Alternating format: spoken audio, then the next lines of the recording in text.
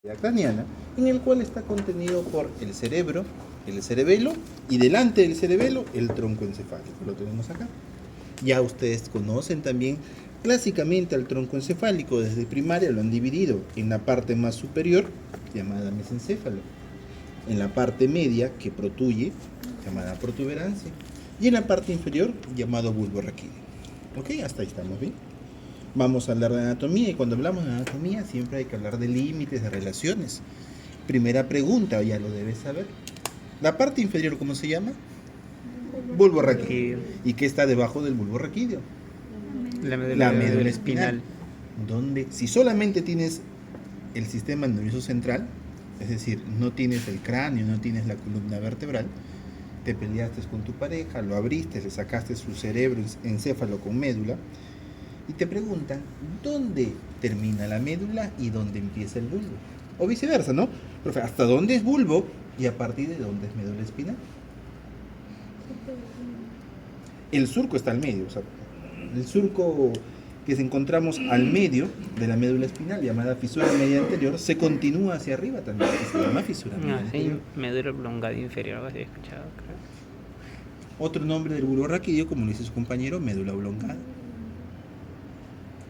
Pregunta: si yo quiero mover mi mano derecha, ¿qué parte de mi cerebro se activa? La izquierda. Y si quiero mover el lado izquierdo, derecha. La derecha. En algún momento la señal que parte del cerebro se tiene que ir al otro lado. ¿En qué parte se da eso? Decusación, creo que dijiste. Muy bien, la decusación. Si la vía que lleva el movimiento es la vía piramidal, será la decusación piramidal. ¿Y saben dónde está la decusación piramidal? Se encuentra en la parte inferior del bulbo raquídeo.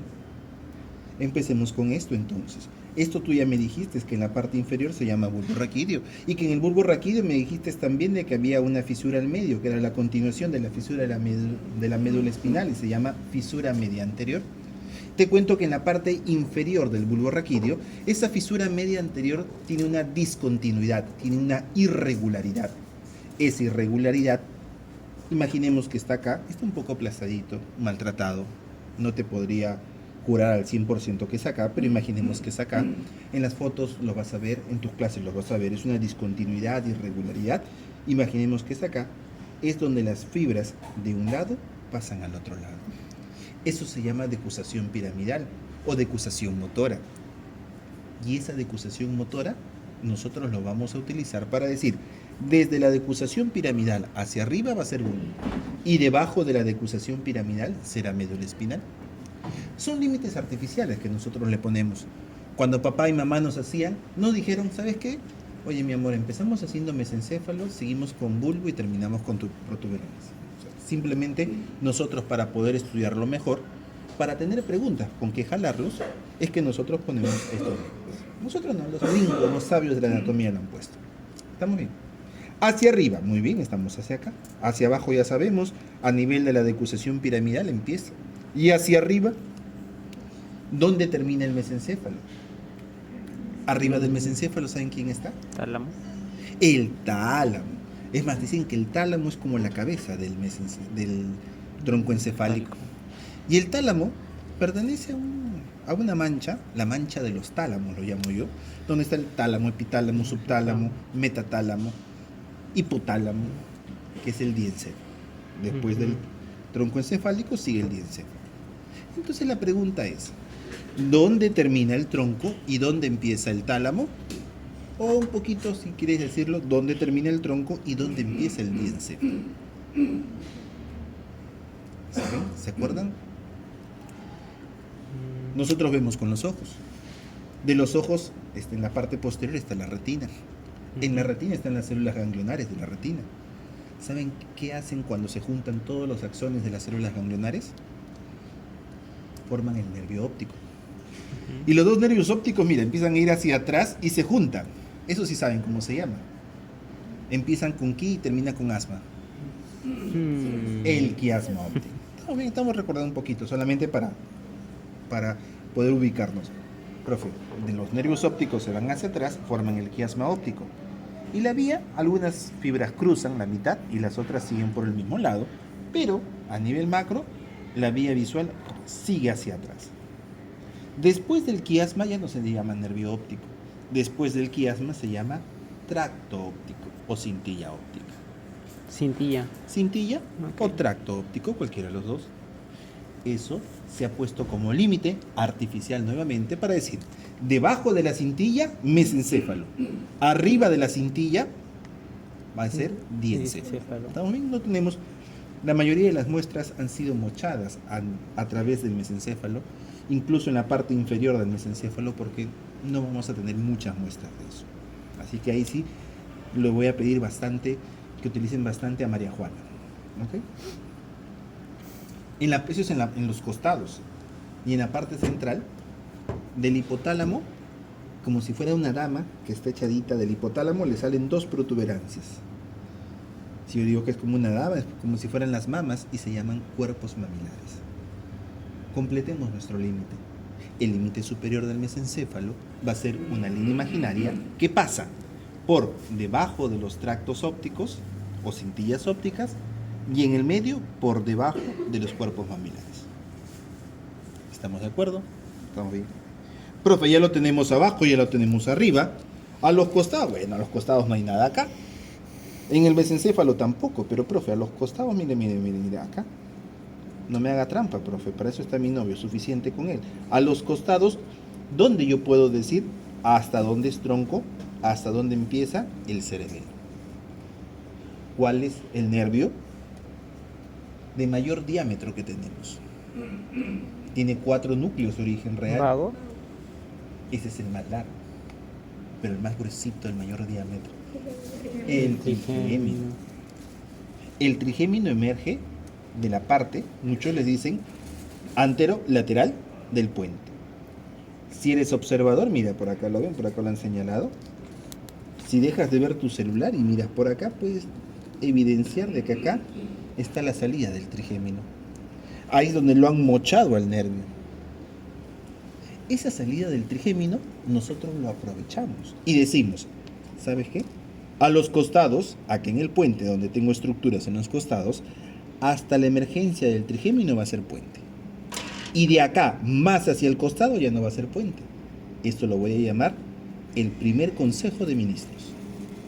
PCM, pedúnculo cerebeloso medio. ¿Estamos bien hasta ahorita? Ok. Nuevamente, vamos a hablar hoy día de tronco encefálico. Arriba, una línea que pasa debajo de los cuerpos mamilares y de las cintillas ópticas. Y que eso lo va a limitar con el diencéfalo que está arriba, mesencéfalo abajo. Y abajo, profe, el bulbo. Debajo del bulbo tengo la médula espinal. ¿Quién los divide? La decusación piramidal. Estamos bien. A los costados, profe, a los costados, en el puente tengo al pedúnculo cerebeloso medio. ¿Y quién me va a decir hasta dónde es pedúnculo o hasta dónde es puente? La emergencia del nervio craneal número 5. La emergencia del trigémino. ¿Estamos bien hasta aquí? Vémoslos. Como dijo nuestro amigo Jack, vamos por partes. Empezamos con mesencéfalo, ¿te parece?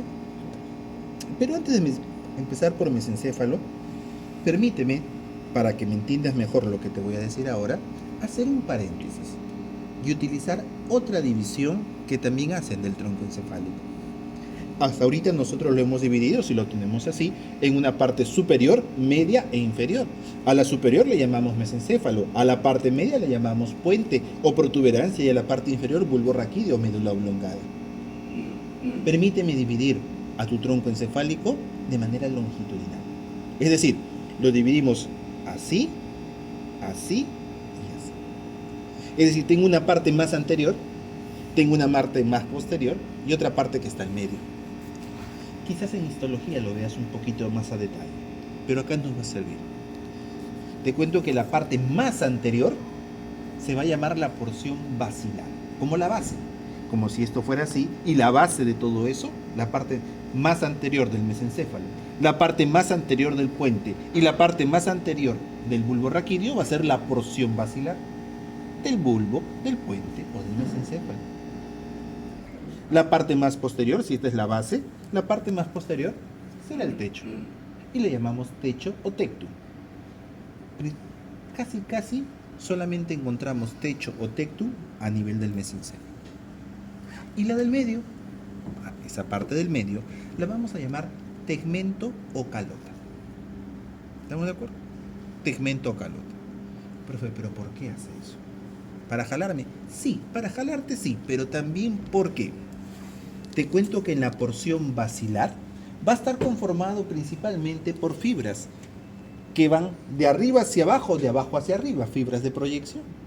La más famosa de todas esas fibras o de todas esas vías, la vía córtico-espinal o piramidal. Si yo te digo, por ejemplo, ¿qué vía pasa por acá? La piramidal o córtico-espinal. ¿Y por acá? Piramidal o córtico-espinal. ¿Y por acá? Piramidal o córtico-espinal. Le vamos a dar un poquito más de sentido, pero ve acordándote de eso. Y en la parte del medio, profe, en la parte del medio está conformado principalmente por los núcleos de los nervios craneales, por los núcleos de la formación reticular, entre otros núcleos por ahí. ¿Estamos bien? Sigamos entonces. Profe, mesencéfalo. Cerramos paréntesis y vamos al mesencéfalo. El mesencéfalo, mochadito acá, es como si hubieran dos grandes pilares que están sosteniendo al cerebro con el diencéfalo. Esos dos grandes pilares, permíteme llamarle pedúnculos cerebrales. Entre los dos pedúnculos cerebrales, y acá si se ve muy bien, hay una fosa. ¿Cómo le llamarás a la fosa que está entre los pedúnculos cerebrales? Fosa interpeduncular. Y te cuento, te chismeo, que el piso de la fosa interpeduncular, su piso, está formado por muchos huequitos. Es una sustancia que está bien perforada. ¿Te parece si le llamamos sustancia perforada? En el encéfalo tenemos dos sustancias perforadas, o dos sustancias con esas características. Una que está en la parte más anterior, en el diencéfalo, en el cerebro, y otra que está en la parte más posterior, acá en el tronco. ¿Estás de acuerdo si le ponemos a este sustancia perforada posterior? ¿Ok? Perdóname. Sustancia perforada posterior. Nuevamente, pedúnculos cerebrales a los costados. Entre ellos dos, la fosa interpeduncular. Y el piso de la fosa interpeduncular es la sustancia perforada posterior. ¿Perforada por quién? Por ramas de las arterias lenticuloestriadas. Principalmente ramas de A1 y M1. De la arteria cerebral anterior y media del primer segmento. Sustancia perforada posterior. ¿Estamos bien? ¿Tú has visto el Chapulín Colorado? Para que no, ¿cómo no has visto? Para que no panda el cúnico, él tenía unas antenitas de vinilo que salían así más o menos de su cabecita. Y te cuento que así va a salir un nervio que sirve para el movimiento de los ojos. El principal nervio para el movimiento de los ojos, él empezaba con óculo y termina con motor. Óculo-motor. Y su número, el 3. El tercer nervio craneal, o el nervio óculo-motor, sale a nivel de la fosa interpeduncular. Ese es su origen aparente. El origen real está constituido por sus núcleos. Ese es el origen aparente. Okay. Vámonos ahora. ¿Te imaginas que es tu pareja? ¿Qué haces con tu pareja? Le sacas la vuelta, ¿no? Okay. Le sacamos la vuelta y vámonos por atrás.